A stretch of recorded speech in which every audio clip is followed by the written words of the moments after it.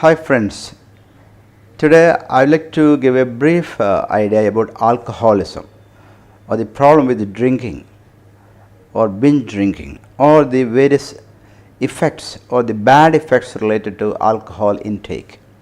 You know, around 20% of people are addicted to alcohol or ethanol. They abuse alcohol and later on they come with differing physical manifestation of alcohol abuse. You know, this can affect the mind, the brain, the heart, the liver and various other organ systems. Okay. If you take, the brain gets atrophied, this becomes smaller and smaller, especially the frontal lobe. This part of the brain is called a prefrontal cortex. This gets thinned out after some time of prolonged alcohol usage, and you would develop this problem like loss of memory, poor attention, poor judgment, poor insight, wordless generation, and disinhibition. You don't feel like you are shame or something, and you blurt out or you speak out all sort of nonsense. So this is the effect of subcortical, the cortical inhibition due to the cortex gets inhibited because of the subcortical stimulation. So later on this develops various limbic. There is one area called a limbic system in the brain with delusion, hallucination, emotional incontinence, Othello syndrome, suspicion of wives and your colleagues, and dementia, frank dementia later on. So this is one aspect of alcoholism, those related to mainly psychiatric, neuropsychiatric problem. Secondly, if you take the brain as a whole, there's chance of dementia, you get dementia afterwards, and the brain gets atrophied, you lose your vision, like optic neuropathy, and there is a certain condition called Wernicke's encephalopathy where you get difficulty in walking, difficulty in eye movements, as well as ataxia and memory impairment. Sometimes there will be confabulation, what you call as a Korsakoff syndrome. You make fables, so you won't be able to get a memory, proper memory. So you fill up those blank areas with you make stories. So they may have certain areas of intact memory, and you fill all those blank areas with new fables, new stories called Korsakoff psychosis. This is the effect of some thiamine deficiency in alcoholism. Then there is a degeneration of various brain areas called like corpus callosum, called Barcia-Fava Bignami syndrome. The cerebellum, the area which is destined to make you move and make your balance clear, this gets atrophied and degenerate, called alcoholic cerebellar degeneration. Then they can have a hypoglycemic effect. The alcohol causes because these people won't take adequate food, and they lapse into coma because of low blood sugar, called alcohol hypoglycemia. They fall and get some bleeding into the brain called subdural hemorrhage, and because this sudden BP surge can occur after a binge drinking, and this will lead to subarachnoid hemorrhage, intracerebral hemorrhage, and stroke. And similarly, if the person takes a lot of alcohol, this is called alcohol related fits, you call it rum fits. And if you don't take alcohol for a few days, then there is something called a delirium tremens. So the effects of manifold and is any sort of manifestation can occur.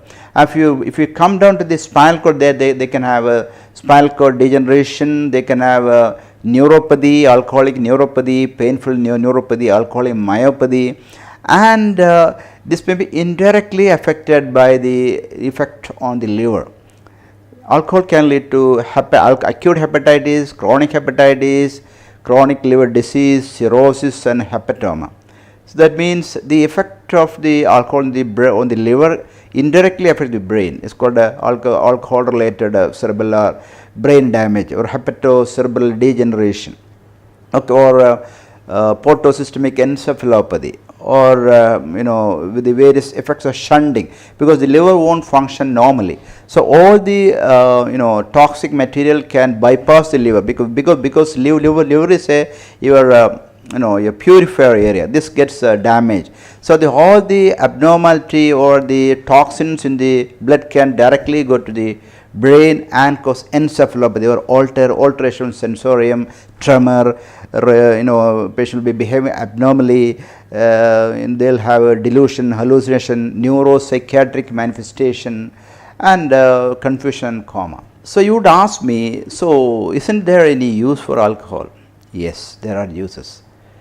It can be used as an antiseptic to clean the areas, to clean your body, to wipe and to disinfect. This is a very good antiseptic. Secondly, if the person is infested or if they took some ethanol or methanol, is a contaminant, and if this is contaminated, they lose their vision. So in order to treat those people, we can use alcohol. Then there are two more conditions like a myoclonic dystonia. There is one particular dystonic under myoclonus and dystonia. There is responsive to alcohol. Some tremor, essential tremor, are responsive to alcohol.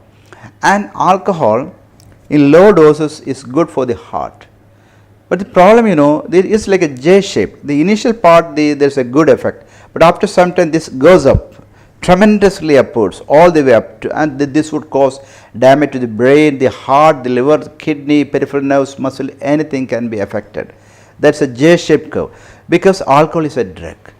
If you take the drug excessively, what will happen? This will have all the bad effect of that particular drug. Likewise, alcohol is a drug, so low dose is good, but it's not humanly possible, because the alcohol gets is sort of some sort of a tolerance. So they take one peg now, after a week they are not satisfied with one peg, they take 2, 3, 4, 5 and on and on. This will ultimately lead to the disruption or the damage to the multiple metabolic pathways and organ systems in the body. And there are certain people who can't digest, metabolize alcohol, because some deficiency of enzyme alcohol dehydrogenase. These people won't have the good effect alcohol, or so called kick. Instead of they behave abnormally, they vomit and sort of all sort of they may have they will have the problem related to the bad effect alcohol very fast, because there is the metabolites are accumulated in the body and cause bad effects. Similarly, you should know that when the person is addicted or abusing alcohol in excessive amount and getting the bad effects on the liver, heart, kidney and brain, it's always better to take him to a center where a de-addiction is possible. In those cases, there's a community group is there, support group is there, alcohol and anonymous group is there. We can have various drugs like benzodiazepines and disulfiram and other drugs, thiamine and other multivitamins. And it's at most important that whenever the patient is on de-addiction treatment with the disulfiram, they shouldn't indulge in alcohol intake. In this case, what happens? They will have the effects on the heart and cause more myocardial infarction or seizures or other problems.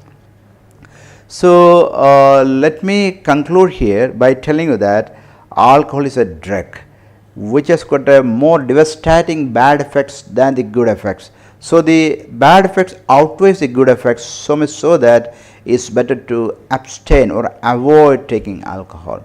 And don't make our country proud by having a long queue of hundreds of thousand people queuing up for before the beverage shops and things like that. It's because it doesn't serve any purpose, any positive purpose for him, for his family, for the community, or as a country, for a country at large. So always divert your interest, your hobbies to something positive for you, for your family, for the society and country.